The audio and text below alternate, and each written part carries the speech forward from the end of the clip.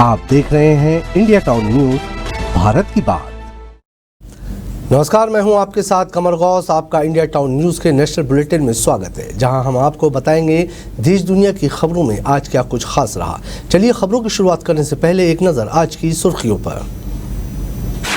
बाज नहीं आ रहा है पाकिस्तान, लगातार तीसरी रात LOC पर की गोलीबारी, भारतीय सेना ने दिया मुंहतोड़ जवाब।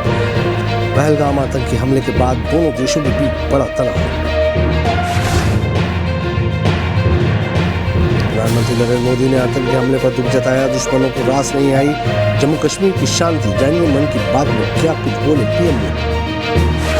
पहलगाम अटैक के बाद पाकिस्तान से बढ़ रहा है तनाव, ब्राजील में होने वाली ब्रिक्स MSA बैठक छोड़ सकते हैं अजित डोभाल, जाने कौन करेगा ब्रिक्स बैठक में भारत का प्रतिनिधित्व। इन 77 हिंदुओं को सरकार ने 4 धाम यात्रा से रोका।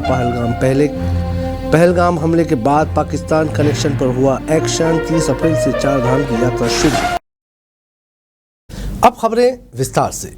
खबरों की शुरुआत करते हैं बड़ी खबर से, जहां आज प्रधानमंत्री नरेंद्र मोदी ने अपने मासिक रेडियो कार्यक्रम मन की बात के 121वें एपिसोड में देश को संबोधित किया। इस दौरान प्रधानमंत्री ने कहा कि पहलगाम में हुए आतंकी हमले से पूरा देश दुखी है। आतंकी हमले की तस्वीरें देखकर हर भारतीय का खून खौल रहा है।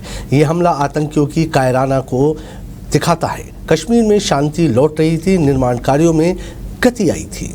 आतंकी हमले के बारे में बात करते हुए प्रधानमंत्री ने कहा कि आज दुनिया देख रही है कि आतंकी हमले के बाद पूरा देश एक स्वर में बोल रहा है।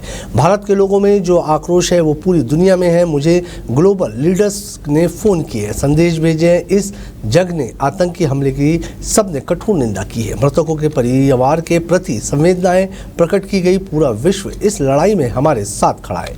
पीड़ित परिवारों को भरोसा देता हूँ कि उन्हें न्याय मिलेगा। साजिश रचने वालों को कठोर सजा मिलेगी। ऐसा कहा जा सकता है कि PM मोदी एक्शन मोड में आ गए हैं। पहलगाम अटैक के बाद पाकिस्तान से बढ़ रहा तनाव, वहीं अब जानकारी सामने आई है कि राष्ट्रीय सुरक्षा सलाहकार अजित कुमार डोभाल शायद 30 अप्रैल को ब्राजील में होने वाली ब्रिक्स देशों की बैठक में शामिल नहीं होंगे। सूत्रों के अनुसार हाल ही में पहलगाम में हुए आतंकी हमले के बाद पाकिस्तान के साथ तनाव बढ़ गया है। इसलिए डोभाल की जगह उपराष्ट्रपति सुरक्षा सलाहकार पवन कपूर इस बैठक में भारत का प्रतिनिधित्व करेंगे। रिपोर्ट के मुताबिक ब्रिक्स की इस बैठक में सीमा पार आतंकवाद जैसे अंतर्राष्ट्रीय सुरक्षा से जुड़े मुद्दों पर चर्चा होगी। सूत्रों का कहना है कि सीमा पार आतंकवाद को रोकना, आतंकवाद के लिए पैसे का इंतजाम बंद करना और आतंकी ढांचे को नष्ट करना इस बैठक के मुख्य एजेंडे में शामिल होगा। पाकिस्तान से तनाव के बीच आपको एक अच्छी खबर भी बता दें, जहां भारत अब और शक्तिशाली होने जा रहा है। भारतीय नौसेना के जहाज़ों ने अरब सागर में कई सफल एंटी शिप फायरिंग की है। नौसेना ने अरब सागर में BrahMos anti ship missile fire की है, जिसकी रेंज करीब 300 किलोमीटर है। इस मिसाइल टेस्ट के साथ ही भारत नौसेना ने कहा है कि वो किसी भी समय कभी भी किसी भी तरह से राष्ट्र के समुद्री हितों की रक्षा करने के लिए युद्ध के लिए तैयार, विश्वसनीय और भविष्य के लिए तैयार है। इससे पहले पहलगाम में 22 अप्रैल को हुए आतंकी हमले के 48 घंटे के भीतर भारत ने दुश्मनों को कड़ा संदेश देते हुए गुरुवार को जंगी जहाज INS सूरज से मिसाइल परीक्षण किया है। नौसेना ने माध्यम दूरी की सतह से हवा में वार करने वाली मिसाइल दागी। नौसेना के मुताबिक इस दौरान भारत के स्वदेशी मिसाइल विध्वंस जहाज INS सूरज ने समुद्र में लक्ष्य को सफलतापूर्वक भेदने में कामयाबी हासिल की। अब पाकिस्तान भी इस ताकत को देखेगा। चलिए रुक करते हैं अगली खबर की ओर, जहां फिर से नहीं बस आ रहा है पाकिस्तान सेना ने 24 अप्रैल को भी नियंत्रण रेखा पर कुछ स्थानों पर छोटे हथियारों से गोलाबारी की थी। सेना ने इसका मुंहतोड़ जवाब दिया है। पिछले 3 दिनों में पाकिस्तान की ओर से किए गए संघर्ष विराम उल्लंघन के दौरान किसी के हताहत होने की सूचना नहीं मिली है। आतंकवादियों की ओर से पहलगाम के बैसरन मैदान में 26 नागरिकों की निशान हत्या के बाद दोनों देशों के बीच तनाव नए स्तर पर पहुंच गया। आपको बता दें, पूरा देश आतंकवादियों के इस कायराना कृत्य से आक्रोशित है। पहलगाम आतंकी हमले पर अपनी पहली प्रतिक्रिया में प्रधानमंत्री नरेंद्र मोदी ने कहा था कि आतंकवादी उनके हैंडलर्स और समर्थकों का पीछा किया जाएगा और दुनिया के किसी भी कोने में उनसे बदला लिया जाएगा।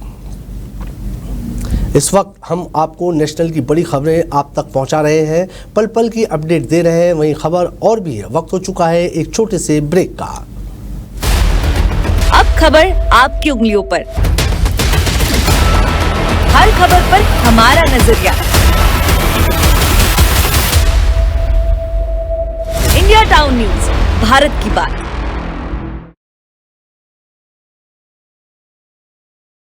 ये हमारे संस्कार ही है। भारत को भी मां के रूप में देखते हैं। ब्रेक के बाद आप सभी का स्वागत है। चलिए बढ़ते हैं अगली खबर की ओर। एनआईए ने पहलगाम आतंकवादी हमले की जांच शुरू कर दी है।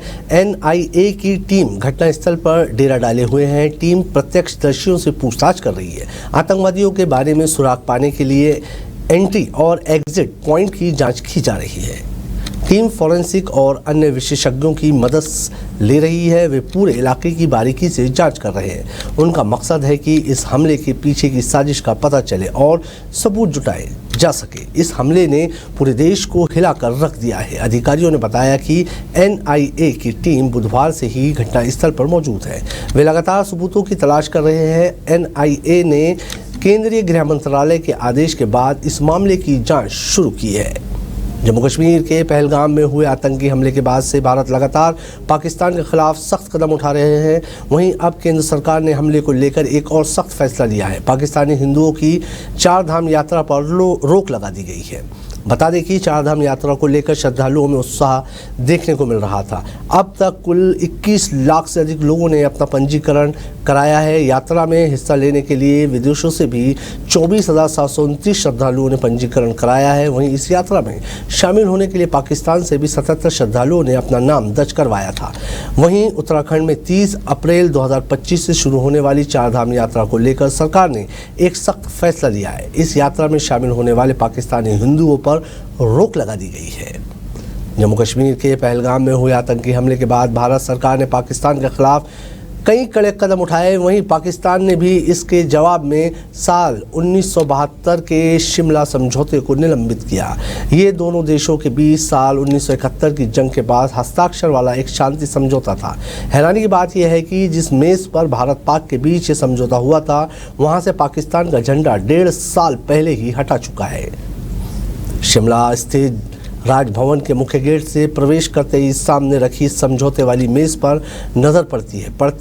बढ़ते कदमों के साथ मेज पर रखा सारा सामान भी साफ दिखता है। समझौते से जुड़ी सभी चीज़ें इस मेज पर बिल्कुल करीने से सहज कर रखी हुई है, लेकिन इससे पाकिस्तान का झंडा बिल्कुल गायब कर दिया गया है, जो कई तरह के सवाल खड़े कर रहा है। वहीं राजभवन के इस ऐतिहासिक मेज से पाकिस्तान के झंडे को हटाए जाने को लेकर उठ रहे सवाल का राजभवन ने राष्ट्रीयकरण दिया है, स्पष्टीकरण दिया है। राजभवन ने स्पष्ट किया है कि मेज से पाकिस्तानी झंडा महीनों पहले हटाया गया था। राजभवन के एक अधिकारी ने बताया कि दोनों देश के झंडे प्रतीकात्मक रूप से बेहद बाद में मेज पर लगाए गए थे, लेकिन उच्च अधिकारियों की सहमति के बाद कुछ महीने पहले ही यहां से पाकिस्तानी झंडे को हटा दिया गया है। अब बात करते हैं मौसम को लेकर। जिस तरह से गर्मी पड़ रही है, आप भी सोच रहे होंगे मौसम में कब परिवर्तन होगा। सबसे पहले बात करते हैं राजधानी की, जहां दिल्ली एनसीआर में इस सीज़न में पहली बार तापमान 42 डिग्री के स्तर को पार कर गया। हालांकि ऐसा होना असामान्य नहीं है, लेकिन बीते 16 सालों के दौरान इससे अधिक गर्मी 5 बार अप्रैल के महीने में पड़ी है, यानी कि अभी यहाँ और गर्मी पड़ेगी। वहीं उत्तर प्रदेश में भीषण गर्मी का सिलसिला जारी है। मौसम विभाग की माने तो प्रदेश में बारिश का सिलसिला शुरू होने जा रहा है। आज प्रदेश के पूर्वी हिस्से में कहीं कहीं पर बारिश होने की संभावना जताई गई है। अब बात करते हैं मध्य प्रदेश छत्तीसगढ़ की, जहां मध्य प्रदेश के 9 जिलों में लू का अलर्ट जारी किया गया है, जबकि 12 से अधिक जिलों में बारिश की संभावना है। मध्य प्रदेश की तरह छत्तीसगढ़ में भी मौसम ने अपना रुख बदल दिया है। आज बस्तर, बीजापुर, दंतेवाड़ा, कोंडागांव, नारायणपुर और सुकमा जिले में गरज चमक के साथ बौछारें पड़ने के आसार हैं। इसके अलावा कुछ स्थानों पर 40-50 किलोमीटर प्रति घंटे की रफ्तार से हवाएं चलेगी। अप्रैल को राजधानी रायपुर में भी गरज चमक के साथ बौछारें पड़ने की संभावना है। हमारे नेशनल बुलेटिन में फिलहाल में इतना ही। और भी खबरें के लिए बने रहिए इंडिया टाउन न्यूज़ के साथ। मुझे दीजिए इजाज़त और आप देखते रहिए इंडिया टाउन न्यूज़, भारत की बात। नमस्कार।